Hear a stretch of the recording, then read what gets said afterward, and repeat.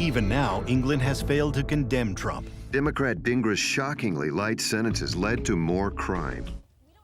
So if you live in the Eastside legislative district, you've probably seen these attack ads in a high-stakes state Senate race that will determine the balance of power in Olympia. This race also has set a new state record for spending that you're probably noticing right now in your mailbox. King 5 political reporter Natalie Brand joins us with a fact check of some of those ads. Natalie. And one of our King 5 colleagues lives in this district, the 45th legislative district, and he received 5 of these mailers in just one day alone. The intensity is not expected to let up for another week. Election day, a week from tomorrow.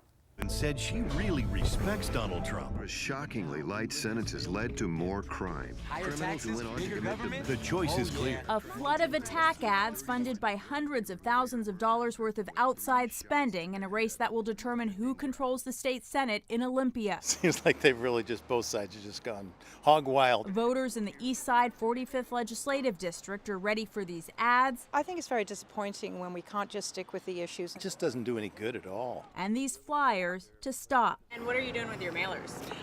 They go into the recycle bin really Immediately. quickly.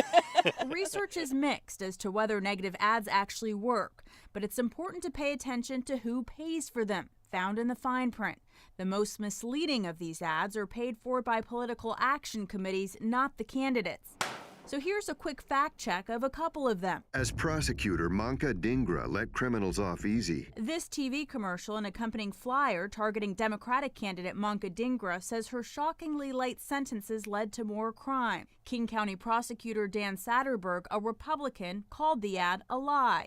A spokesman says the cases referenced would have been negotiated and approved by a senior deputy prosecutor, not Dhingra, who is at the beginning of her career at the time. Or take this case, for instance. And a drug dealer who later murdered a victim with 3 shots to the head. The suspect pleaded guilty to possessing cocaine and was sentenced to 30 days. While the maximum sentence for that offense could have been 90 days, the murder referenced happened 8 years later. Ads attacking Republican Jin Lee England focus on linking her to President Trump. This flyer, for instance, includes a magnifying glass and says England is trying to hide party affiliation.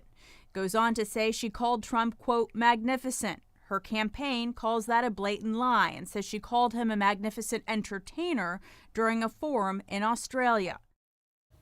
England told us she didn't vote for then candidate Trump last year, but instead wrote in a different candidate, and a spokeswoman for her campaign also said that respect comment came in the context of respecting the president as commander-in-chief, since her husband is a service member. Obviously, a lot of misleading statements across these various ads, and the voters that we talked to say they just want to look at the voters pamphlet, news sources, and credible sources to try to figure out where these candidates stand on the issues. All right, it's getting hot. Thanks, Natalie.